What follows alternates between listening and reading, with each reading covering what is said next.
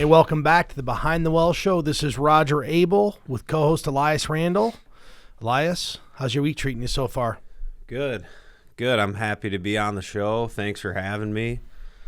We got, an exciting topic to talk about today. And so far, my week's been pretty good. How are you? Good. And I think this is a topic that it's weighing on the minds of lots of people, whether they own a home or looking to buy a home. It's just seems to be the topic of conversation about everywhere I go. I was sitting at a restaurant down at Lake of the Ozarks here 3 weeks ago, and I heard it. Hey, are housing prices going to fall?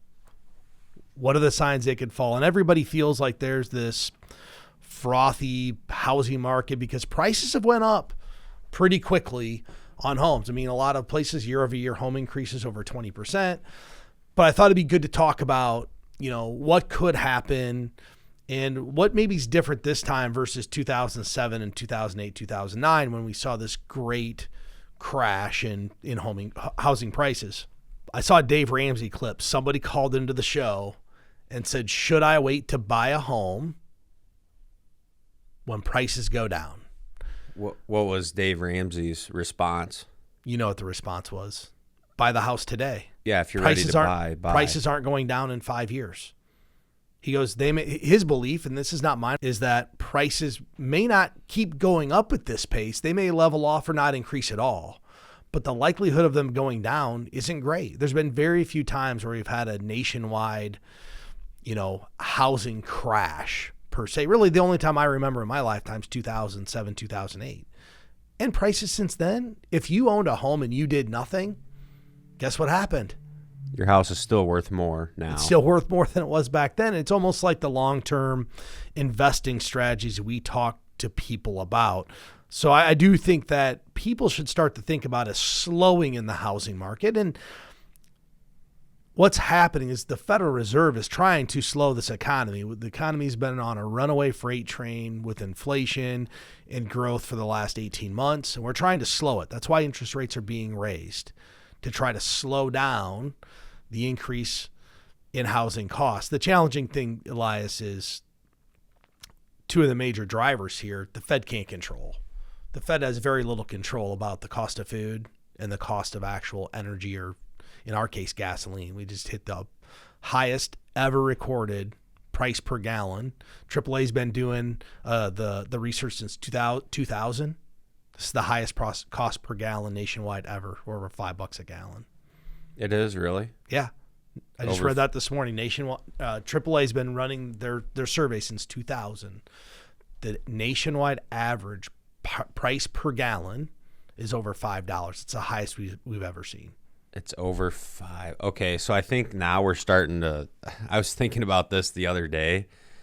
I feel like I now know where the price of gas has to go to where it gets on my radar is something I think about. And what is in our local area? It's like $4.70, $5 a gallon. Are we somewhere in there? I would say in that range. I mean, I still don't look. I'm now gauging by how many gallons I get versus the price. And I'll tell you why. The gas pumps used to stop at $100. And I have a 36-gallon tank in my truck. I used to be able to get a full tank. Then they moved the gas pumps to $125 before they actually shut off and you have to reswipe your card. Well, for a while I was only getting 24 gallons. They've now moved a lot of the pumps to $150 before they make you reswipe your card. I'm still not getting a full tank of gas. You got to fill it up when it's halfway there. Let it get to half and then fill it up. Well, coincidentally enough, I'm filling up and only getting just above half. Really? So, and I'm too lazy. I'm not going to swipe the card. I'm not swiping twice. I'm just going to go and get gas when I need it again. Yeah, so I have a story about that and why some of my thoughts I feel like are being confirmed recently with gas prices. So I know, one, in my own house, we started talking about how, we should look at my schedule every week to determine if there's days that we can carpool. Me and my wife just drop the kids off and take one vehicle to work. Well, 2 years ago, this is a conversation I would have never even entertained, right? But now I'm actually thinking about it. And then the other thing for me that's been noticeable, So I think some listeners might know, but I'm a football official. And at the beginning of the summer, there's some clinics and stuff people go to, and your schedule starts to come out for the fall. Well, the assigners, so the supervisors who give out games, have sent out emails about being conscious about gas prices and trying to get crews, that's the guys you work with, more local so they can save officials money on gas. And then this last weekend, I went to a clinic and we talked about sharing the gas cost. That was a topic of conversation where I know for the last 2 years, everyone hopped in a car and no one was asking for gas money because gas was so cheap, it didn't bother anybody. To me, those are kind of signaling, at least in my personal life, that's kind of a signal of this is gas prices where it starts to get painful. And I'm thinking, so if just football officials are talking about, hey, how can we minimize our costs and share it more? Well, how many people are not taking their boat out on the weekend now because of the extra gas bill, or maybe hauling a camper somewhere for summer vacation, or they're just going to go less places now because it's too painful to fill up your gas tank. See, I think this is just absolutely ridiculous that people think about it that way. I'm going to tell you why. They're all worried about the price. And I don't want to pay more for gas. I don't want to. But it's ridiculous. My uncle, my wife's uncle, he's going to come down and visit us at Lake of the Ozarks. It's like 260 miles to get down there. He drives a 30 mile per gallon car. So he was going to drive to Cedar Rapids and then carpool with my in-laws because he thought he was going to save a bunch of money. You know me, I did the actual math on it. It's going to take him 8.83 gallons of gas to get down there. So a year ago, gas is $1.92 per gallon more on average than a year ago. So it's going to cost him an extra $16 or $32 round trip. Seriously, it's going to cost an extra $32 round trip to go 520 miles, and everybody's in a tizzy about it. Well, I promise you, the same people complaining about filling up their gas tank that's $20 more a week, they didn't complain about Starbucks raising the price of coffee from $2.79 to $3.69, and they go every single day. Are you sure no one's complaining about that? Listen, the line's as long as it's ever been. They're still buying $8 coffee drinks. I got mine today. Yeah. People just pay. So that's what I think's ironic about that. They feel like this is this huge thing, but if you go quantify it into, like, even your personal budget, you guys are driving 50 miles each way, because I know you guys are like 25 miles away from the offices, right? So it's 100 miles. Well, if your cars are getting 20 miles to the gallon, you're spending 5 gallons a day, right? So it might cost you an extra $5 a day. Yeah. So yeah, if you just compare the cost, it's not as drastic. It's not as drastic as we all feel. Yeah. And I do like where you're going with that, which it's funny because the things I was just talking about to justify. Well, when the person who mows my lawn was talking about how much they were going to raise the price because of gas, that was my negotiating with him was, well, if you think about your cost from 2 years ago, like you just said, it was $1.92 and now it's double that. So yeah, the total cost is painful. But if you look at if you compare the costs like you're talking about, I guess maybe that can ease the pain a little bit when you just compare the actual cost. Well, and here's another interesting thing that's just happened in the last couple of days. Oil's started to come off pretty drastically. Oil was trading about 122 a barrel. As of today, we're at 105. So the cost of oil is down over 10%. Is that going to impact the price at the pump? Absolutely. It all impacts it.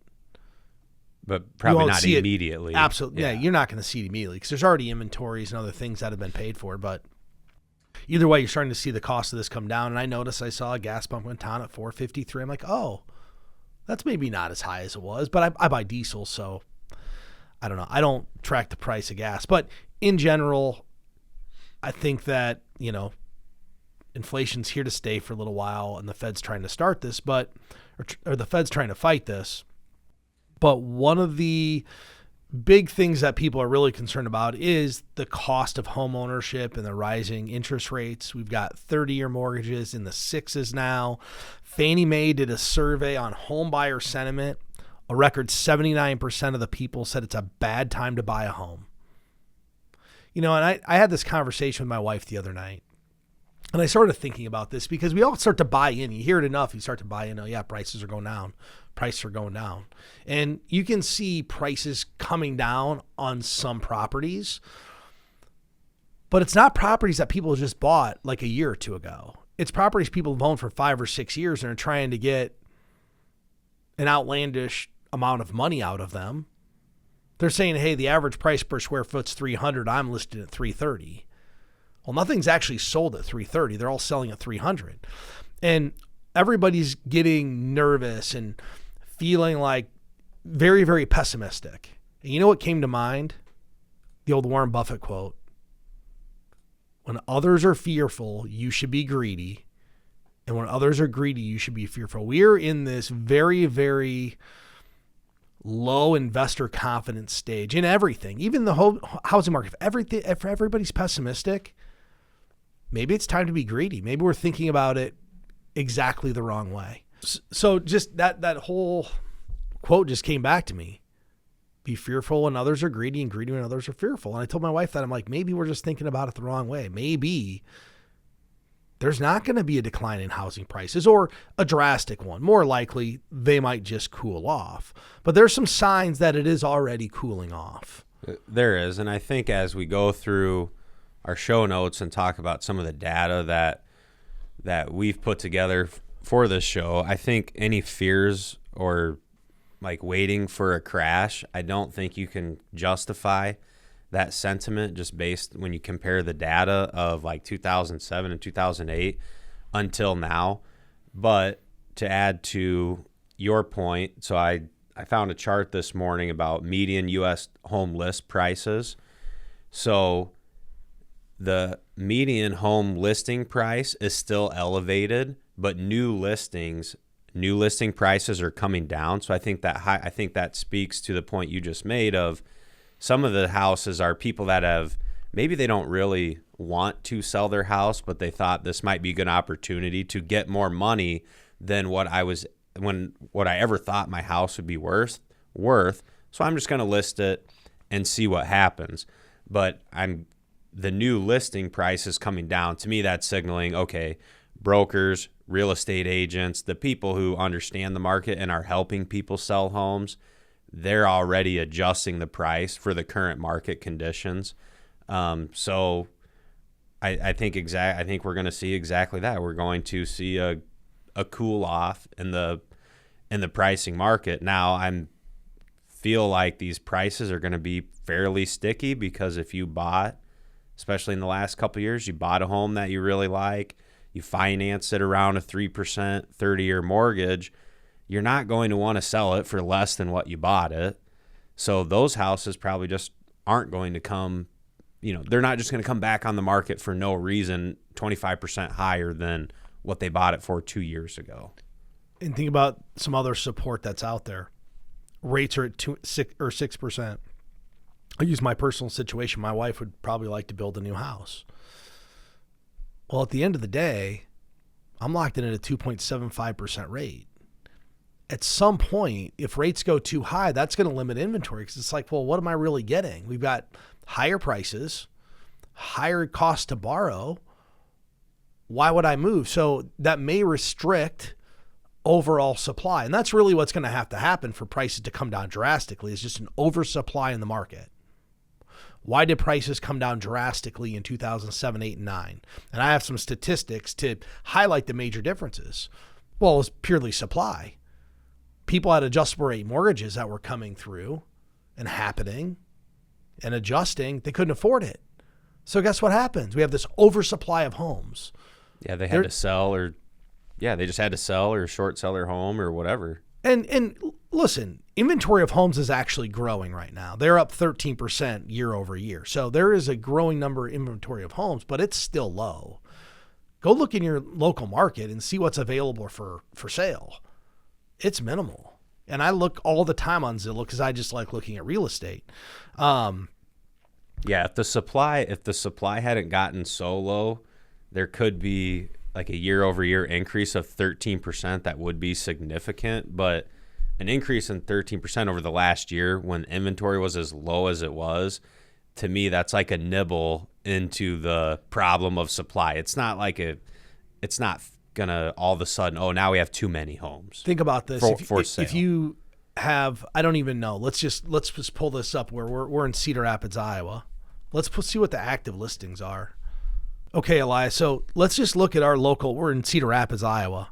So I just went and punched in Cedar Rapids, Iowa. Went to Zillow, no filters, no ink, nothing. Just how many houses. I didn't do condos or apartments. Just did houses.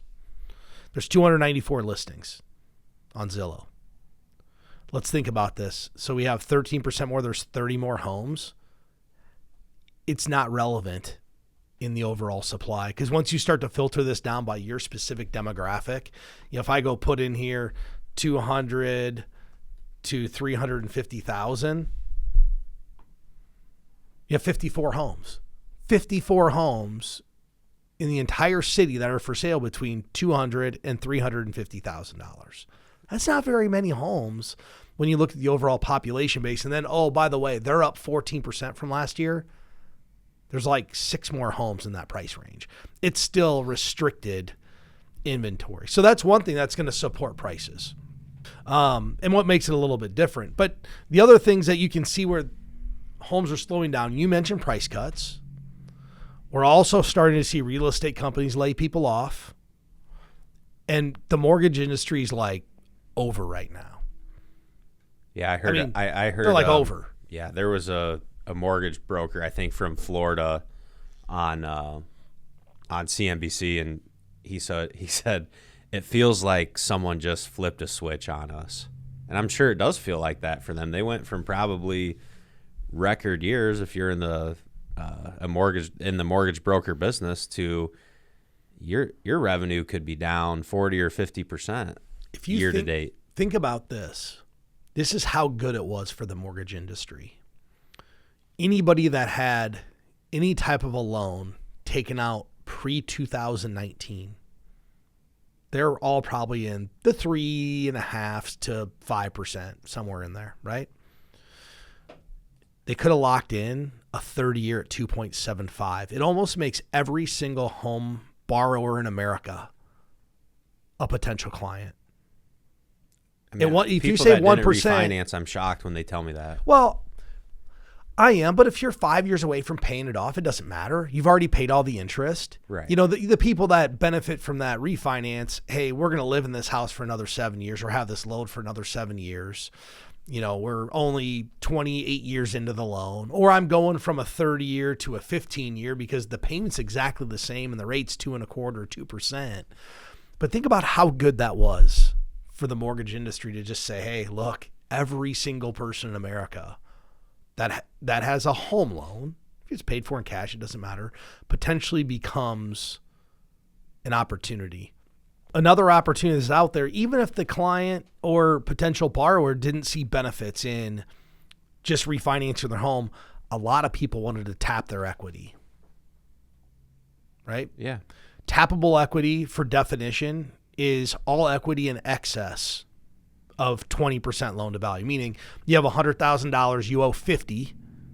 That first 20% is not tappable. Everything after it is, because the 20% is really what you need to be off PMI insurance and all of those different kind of risk factors. We hit $11 trillion in tappable equity. That's up 34% year over year. So also, these lenders were saying, hey, look, because I've been getting letters from Home Point, which is where my mortgage is at. You might be missing out on an opportunity to do a cash out refinance in your house, which I didn't do because I didn't need the cash. But there's this huge opportunity. People have built up so much equity in their homes that they had the opportunity to cash out and refinance it at 2.75% or whatever it was. That's over for mortgage lenders. Yes, that is, because I'm sure there were probably people that took advantage of the opportunity to do a project. They have equity in their home. I could do a cash out refinance, pay for it, and get it done. So just even those type of opportunities, opportunities, a lot of that's probably off the table now. I'm not saying it's all gone. People are still going to do that, but at the rate people were doing it and the number of people willing to do that certainly has come down. Well, and to your point, that actually happened. I'm looking at an article here. It says people who bought their home since 2020 have spent more on repairs in the past year than those who bought pre-pandemic. So it just said the people who bought a house in 2020 or since 2020, they just bought whatever they could get. Because that's what's happened. Right? This housing market, there's no choice anymore. You don't get to walk into a house and say, hey, look, it has oak cabinets, but I really want white ones, so I'll wait. What people are doing is saying, hey, great, I'll take it. I'll go fix all the problems with this house. So because they believe they're going to have this built-in equity or capital, and there's no inventory. I remember looking for homes and you had choices. You have no choice right now. Very limited choice. And so and I do want to make, because we're talking about the supply, so I do want to make a comment about the demand for homes. And this is not, I don't have a chart or data. This is just kind of my own thinking and opinion. But the demand for houses to me is not going to go away. People want to buy houses, and even young people still want to buy a house. And I remember listening to research probably 5 and 6 years ago about how young people weren't going to buy homes anymore. Young people wanted to live in apartments and be able to up and leave whenever they wanted. And I thought it was compelling research at the time and some compelling points. But I just think, since I've heard all that and just the way I see things and the people I associate with, how they think and what they want, I just don't see demand for houses coming down drastically. Almost everyone at some point wants to own a home. Cause and effect of COVID.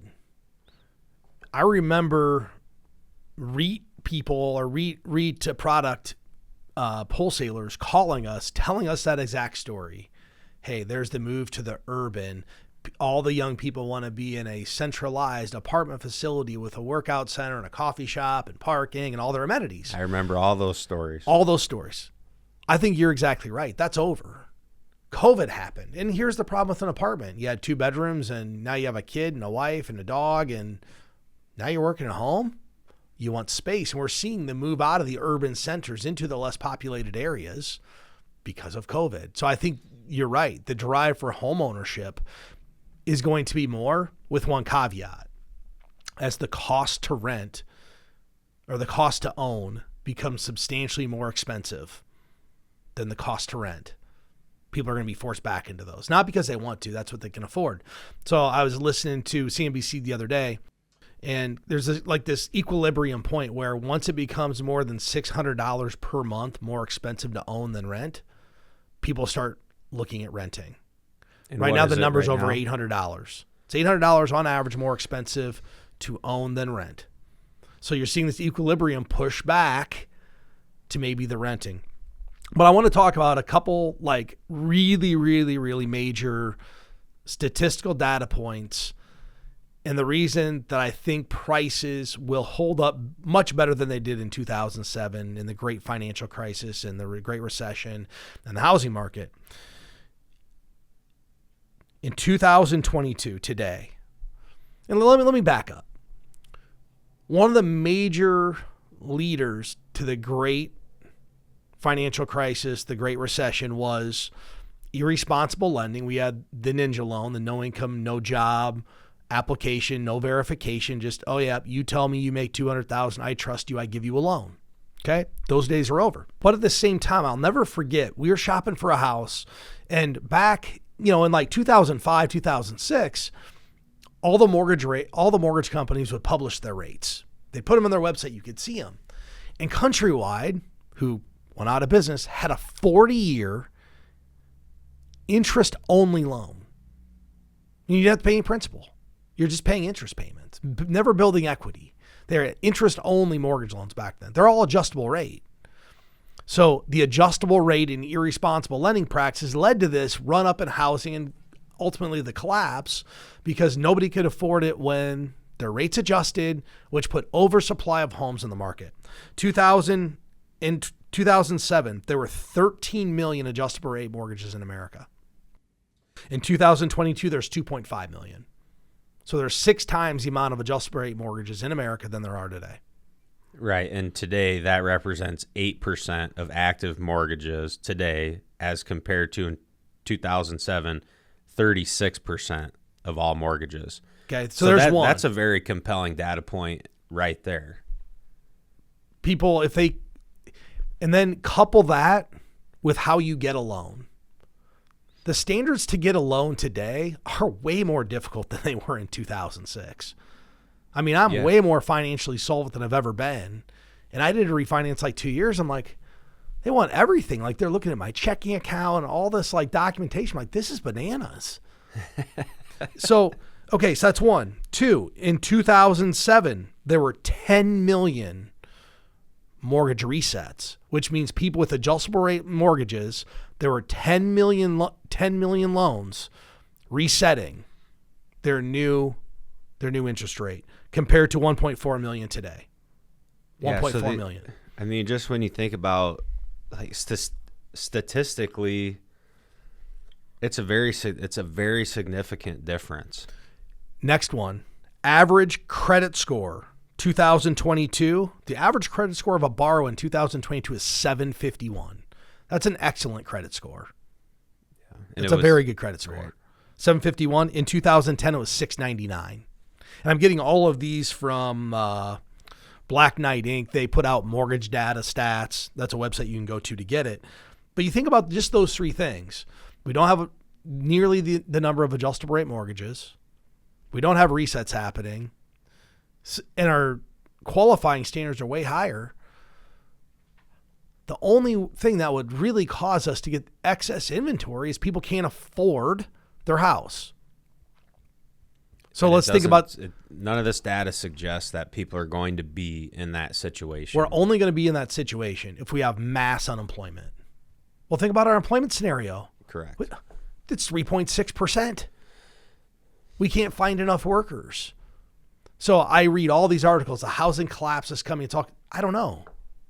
I don't predict, but none of the data points to me suggest we're going to see a massive downturn in prices. May we see a leveling off of list price? List price and sale price are 2 different things to track, because the person that's listing their house for the number they just want to sell it for, because, hey, if I got that number, I'd be happy and I'll figure it out, is different than the person who says, hey, I'm relocating jobs, I need to sell this house. Realistically, what's it selling for? Well, they have to just sell it for what the market, right? Whatever their broker says, hey, this is what you can sell for in this market, they're going to go with that number. It's the old adage, anybody can list anything for sale that they want for whatever price they want.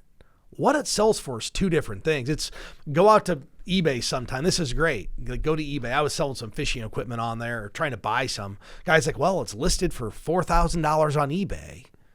Well, yeah, but then go press like recent sales. It's like $2,000.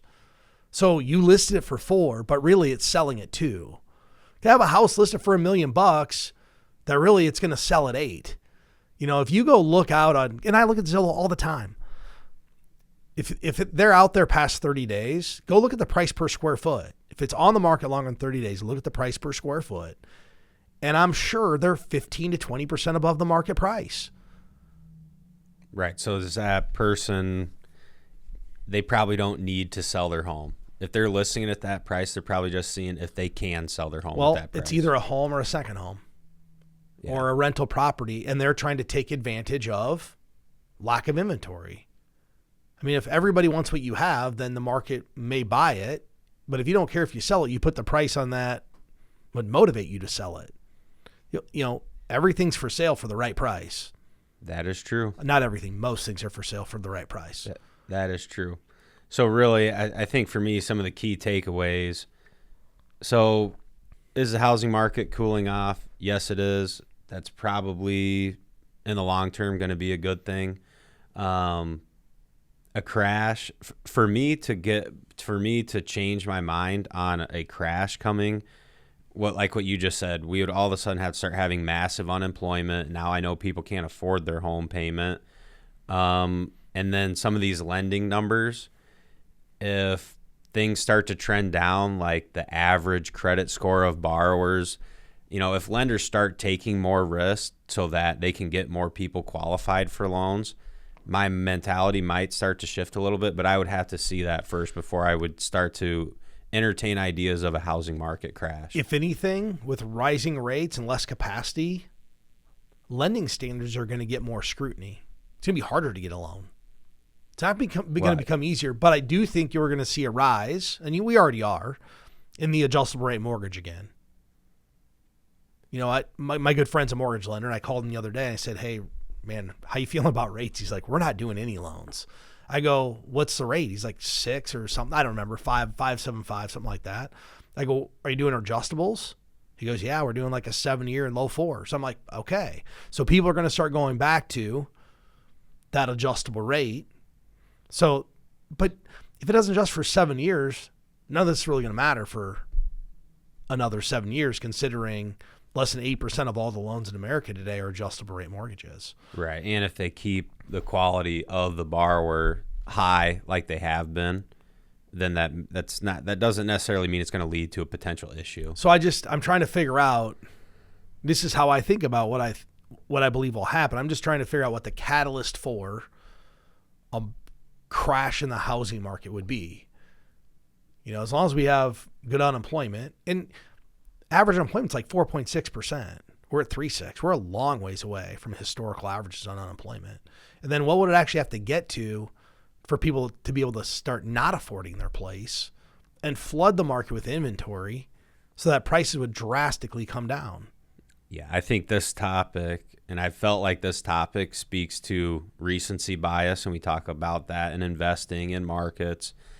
Because there's been articles about housing crash coming. I think we did an episode over a year ago or like 6 or 8 months ago when Zillow, I shouldn't say Zillow because I don't remember which company, but do you remember there was one of those online brokerage companies that they stopped buying homes, and there was a couple articles that came out that's a sign of a potential. Was it Redfin? It could have been. Okay. I just went and did this. Timeline of major U.S. housing crashes. How many do you think there's been, Elias? I know of one for sure. There's been 5. There's been 5. You ready? Well, but how are they defining a crash? We'll go back and find that out. But I'm on newssilver.com, history of lending markets. The Panic of 1837, 1873, 1929, the Great Depression, and the 2008 housing bubble. So in the last 100 years, there's been 2. The likelihood of a crash in housing it's not likely. Yeah, it is unlikely, and I think all the data suggests there's a low probability right now. So with that said, I think if anybody wants to get in touch with us, ask us a question about this, get help with their long-term financial plan, you can get us at btwellshow.com. I had fun with this show, Elias. Do you have any other closing remarks? No, I think we covered everything. Everyone, thank you for listening. And yeah, like Roger said, it was another fun show.